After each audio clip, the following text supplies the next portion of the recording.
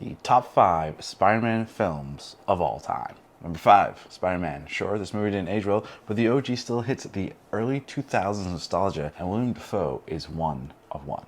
Number 4, Spider-Man Homecoming. They finally made a Spider-Man where he's a kid, my god.